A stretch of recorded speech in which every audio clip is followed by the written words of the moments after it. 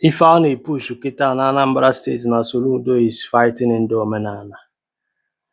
Do you understand me? Or ife some of our people na Baziliana kịta, but and Fabia wepụta ma 1999 Constitution Section 38 nyere gị the freedom to worship and practice ihe ọbụla ị chọrọ. Ịghọtago? Whether na like live a religious person or you chọrọ belong or na chọrọ, nobody should force you to join any religion. That section 38 will cover like, but I will experience something from that section 38, and after that I agakwazi na section 45 of the same 1999 Constitution. Ịghọtago? Ka o kwere wee ghọta na even though that na government nyere gị that immune, that is ya chekwara gị with the section 38 of that law, na inwe freedom of worship. You understand me?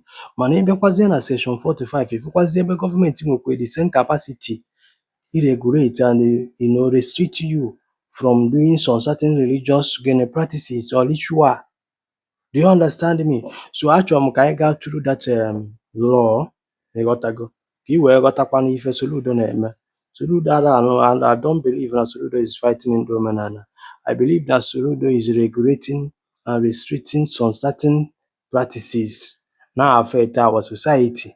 Ịghọtago? Because even some all this social media native doctor na-eme today abụrụ njirimara ndị Igbo. Mgbe gboo onye omenala na-akwụ n'eziokwu, yara dị ebe a na-emegide mmadụ, ya ala nwunye mmadụ, yara eme abortion. Ịghọtago?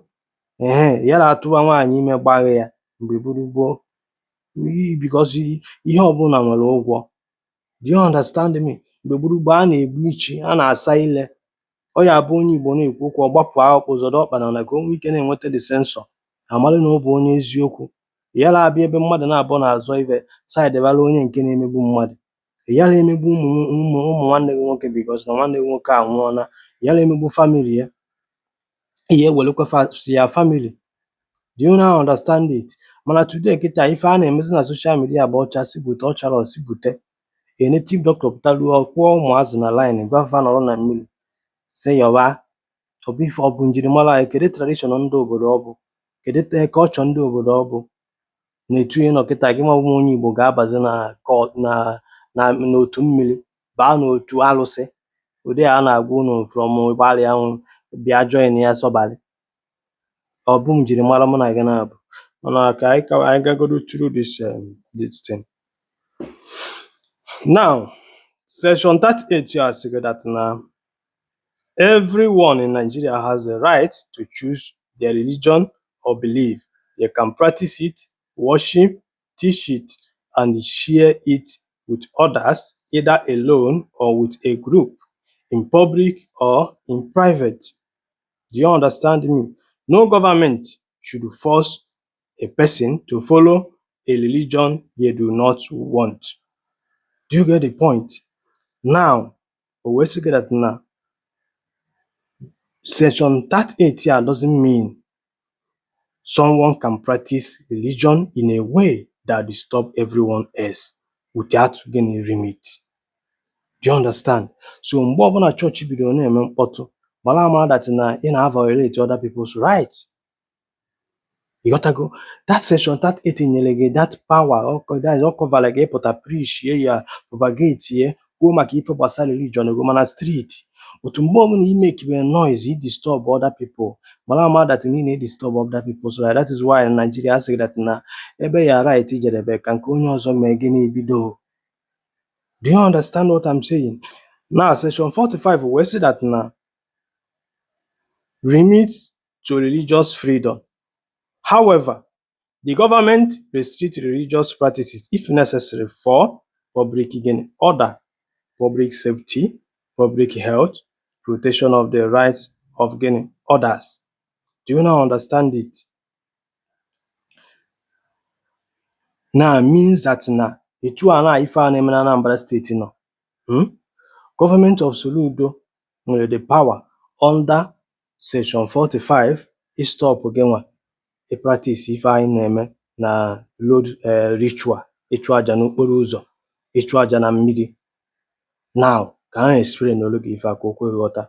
Government of Anambra State wepụtara because if afa na-eme fall under that section 45 of the same 1999 constitution kwukwere maka section 38 cover gị nwa bụ religious person practice ihe ọbụla ịchọ.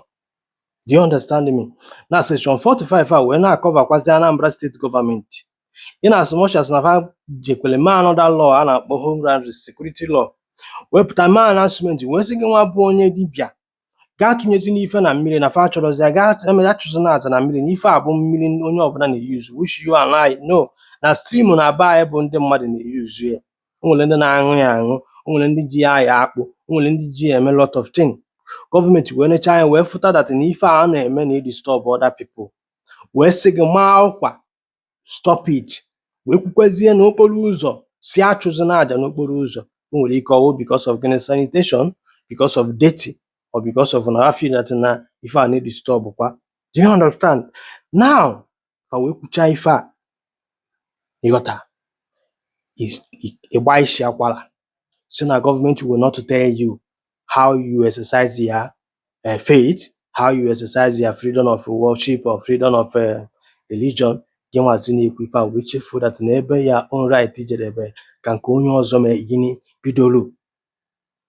Do you understand? I wee machapụta jee na mmiri kụrụkwa mgbịrịmgba na-agbanye ma fanta na-akpụrụ ma basket ma biskiti ma ife ọtọ bịrịbịrị ikpo ya n'aka na-evidio chaa ya agbanye na social media. Nwanne ya adịghị gọọmenti. Let me tell you something. Ndị Igbo sịra na onye ọla kpụtara nkwa ahụ si mgbere bịara ya olele na ọ ya abụ ekwe n'aka ya nkụ aka ọ bụrụ mkparị na gbalagbala felo ka ọ bụrụ ala na onye a na-ekiri ekiri adịrọ mma ikpo nto na ukwu na-ama ọgọdọ adịrọkwana mma ịgba ọtọ na ọghọtachi ihe ụkpaka mere na-eji siekwa na ekene. Do you understand me? Ọ ife unu na-eme ife a, you are telling government to come. Ife a ya emefa mee and they are doing it now. So why are we complaining? For gị nwapụta na social media na-ekwu na Governor Soludo is fighting traditionalist.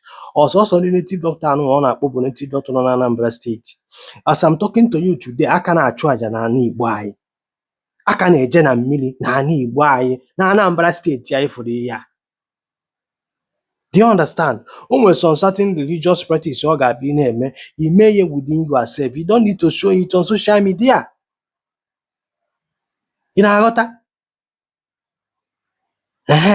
Akwa na this social media ka m na-aga na-abụ na oge Governor Soludo confront the preacher wee si ọ chọọ preach ya go back to church na ife ọ na-eme bụ gịnị? Noise pollution.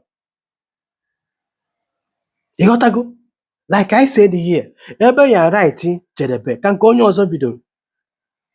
No na anyị na-elu ukwu away from some certain things maka ife ndị chọọchị na-eme, especially noise pollution. Ịpụta na residential area ndị chọọchị akwanye microphone na-akụ band na-emechisi ndị mmadụ ntị, chefuo that they are disturbing other people. Do you not understand it? So for gị nwa nwere a propagate that thing na Soludo is fighting ndị omenala, ọ bụghị eziokwu, bụ abashi. Ọ bụla Soludo is fighting ndị omenala ya kpụje pụta ma ozu ọka. Ịghọtago? Pụta a lot of people bụ traditionalist ya je kpụba ha ncha niile ya machikwuo fefanwe ije ma na obu mmụọ ma ọ bụ n'iru mmụọ. Because etu ị nọ kịta na Governor Soludo enwere ike ịbịa n'ebe unu na-eme ife alụsị bịa kpụrụ mmadụ ma ọ shọtụọ ya da n'inogodua oresi na onwe havoc or gịnị crime I commit na dasị. Ekenekwenu m unu. Onye mara asụ ya sụọ n'ikwe, isi na ya mara asụ sụọ n'ala, mana mara ama na ife social media native doctors na-eme abụrụ omenala ndị Igbo. Ka emesịa.